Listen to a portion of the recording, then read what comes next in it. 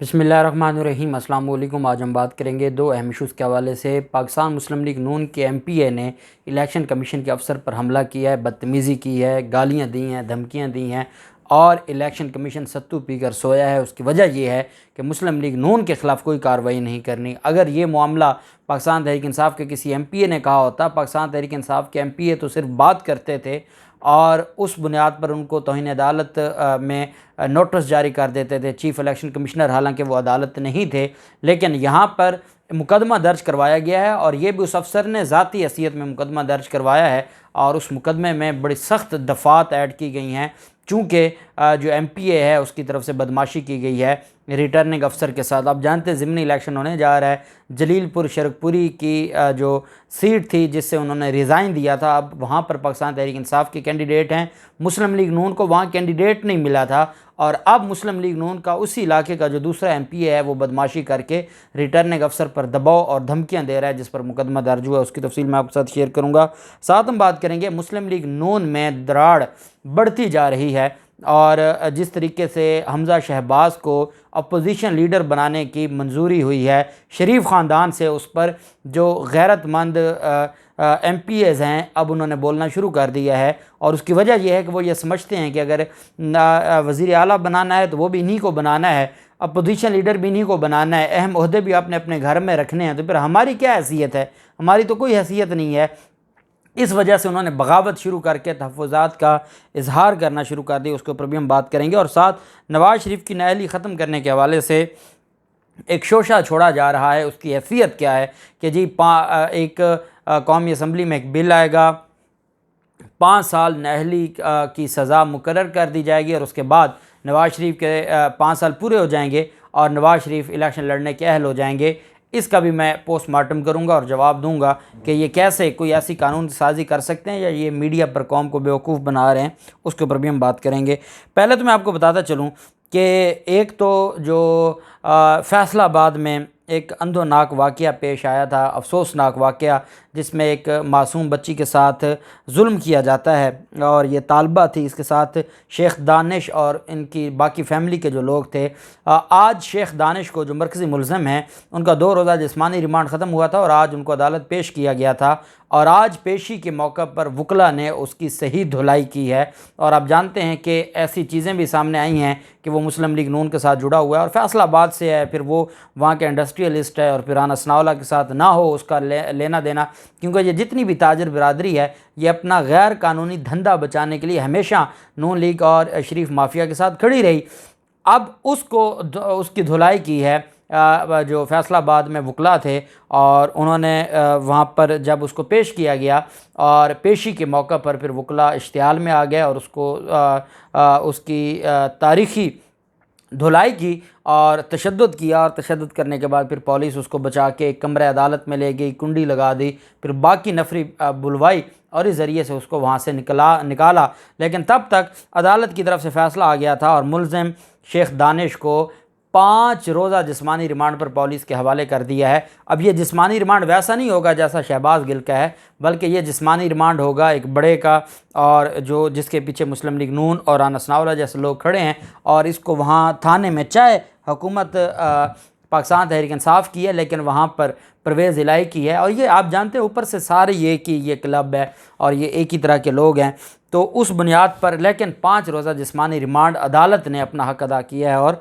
मंजूर किया है। जबकि दूसरी तरफ इसी मुलज़म इसकी बीवी और बेटी के ख़िलाफ़ भी मुकदमा दर्ज करने के हवाले से अदालत FIA ने एक मुकदमा दर्ज किया है और उसमें ये शेख दानिश, इसकी बीवी महम और बेटी अना, उसके ख़िलाफ़ मुकदमा दर्ज किया गया। और क्योंकि इसकी बेटी जो अना है और इसकी जो बीवी महम है उसी के ऊपर एलिगेशन आ रहा था और इस हवाले से भी बात हुई कि वो जो उसकी बेटी है अना वो क्लास फेलो थी उस मुतासरा लड़की की और ये सारे जुल्म में ये पूरी फैमिली मुलव्वस थी। अब इनके ख़िलाफ़ FIA साइबर क्राइम सर्कल ने फैसलाबाद में ये मुकदमा दर्ज किया है और इसमें यह कहा गया है कि तालबा को जिनसी हिरासा और तशद्दुद करने की वीडियो वायरल की गई है इस ख़ानदान की तरफ से और इसका मुकदमा दर्ज किया गया है और मुकदमा नंबर ये 125 है और इसमें इंसदाद इलेक्ट्रॉनिक क्राइम एक्ट और ताज़ीरात पाकिस्तान की 7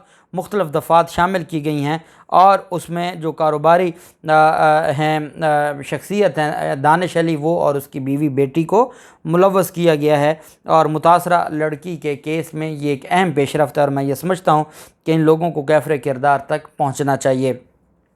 फिर एक मामला आ जाता है नवाज़ शरीफ की वतन वापसी के हवाले से।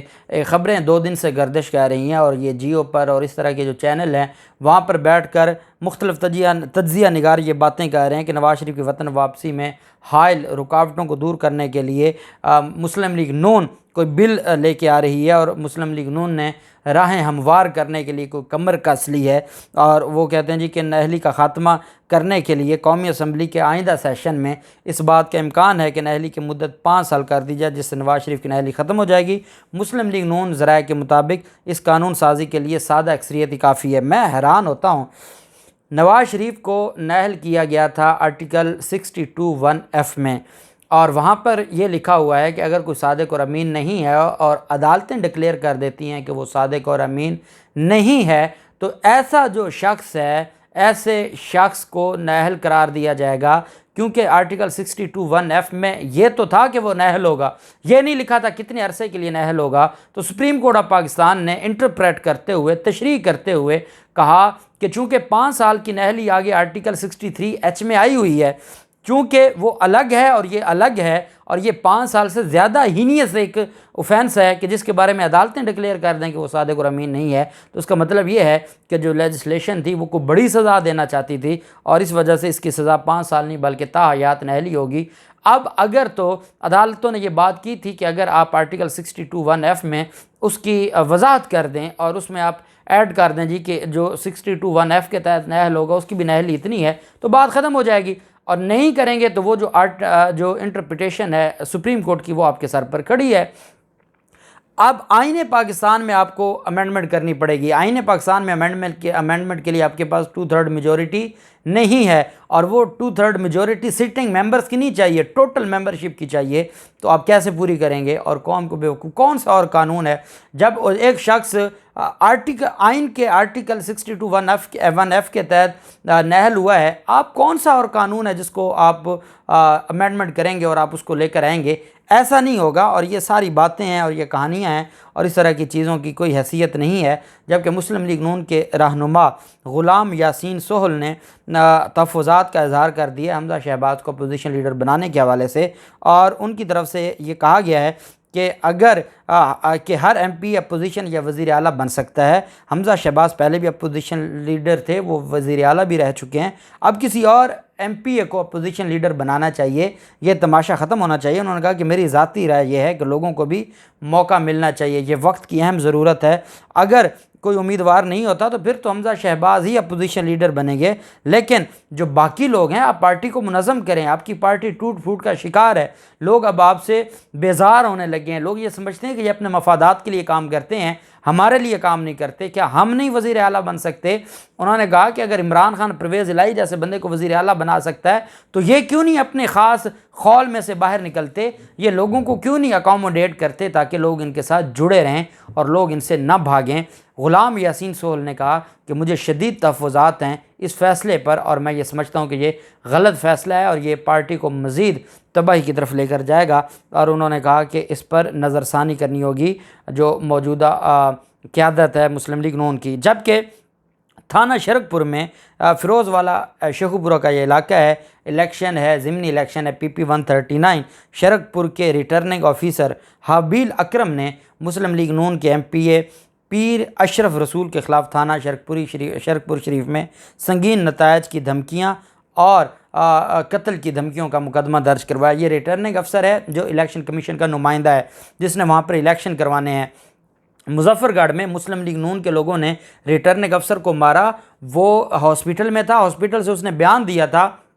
उसके बावजूद सिकंदर सुल्तान राजा और इलेक्शन कमीशन जो सत्तू पी कर सोया था, जिनकी गैरत मर चुकी है सिर्फ इस वजह से कि मुस्लिम लीग नून के कारकुनान थे और इलेक्शन कमीशन ने कोई कार्रवाई नहीं की थी। अब ये उन्हीं का रिटर्निंग अफसर है जो ज़िमनी इलेक्शन अभी होना है और इस ज़िमनी इलेक्शन में मुस्लिम लीग नून के पास कैंडिडेट कोई नहीं है। ये सिटिंग MPA ने कागजात नामजदगी जमा करवाए थे जो मुस्तरद हो गए थे, इनका तो कैंडिडेट ही नहीं है इस हलके में। और उसके बावजूद जो ये दरख्वास्त दायर की गई है उसमें कहा गया कि मुकदमा जो है उसमें 186 ताज़ीरात पाकिस्तान सेक्शन 506 बे ताज़ीरात पाकिस्तान और जो टेलीग्राफ एक्ट है D25 के तहत ये दर्ज किया गया है। FIR के मतन में ये कहा गया है कि मुस्लिम लीग नून के MPA पीर अशरफ रसूल ने बजरिया फ़ोन कार सरकार में मुदाखलत और इंतज़ामी ढांचे में तब्दीली ना करने पर धमकियाँ दी हैं। इलेक्शन में उन्होंने कहा कि ये जो धमकियां दी गई हैं ये सिर्फ़ और सिर्फ ये मुझे ब्लैकमेल करना चाहते हैं। उन्होंने कहा कि वो ज़िमनी इलेक्शन PP 139 में इंतज़ामी ढांचे में तब्दीली चाहते हैं और म्यूनसिपल कॉरपोरेशन फ़िरोज़वाला के चीफ़ ऑफिसर मोहम्मद मनशा का तबादला करवाना चाहते थे, जिस पर रिटर्निंग ऑफिसर हाबील अकरम ने तबादला इलेक्शन कमीशन के कवानीन के ख़िलाफ़ वर्जी करार दिया, जिस पर तैश में आकर मुस्लिम लीग नून के MPA ने पीर अशरफ रसूल ने बजरिया फ़ोन रिटर्निंग ऑफिसर को धमकियां दी। अभी तक उनको गिरफ़्तार नहीं किया जा सका। गिरफ़्तारी के लिए पुलिस छापे मार रही है और उसके ख़िलाफ़ मुकदमा दर्ज हुआ है। ये है मुस्लिम लीग नून का इस वक्त रवैया, जो चीज़ें सामने आ रही हैं। और मैं समझता हूँ कि पंजाब में तो ऐसी चीज़ों को बर्दाश्त नहीं करना चाहिए। देखते हैं क्या होता है। जो भी तफसीलात होंगी आपके साथ शेयर करते रहेंगे। अल्लाह पाक पाकिस्तान का हामी नासिर हो। बहुत शुक्रिया। अल्लाह हाफिज़। पाकिस्तान जिंदाबाद।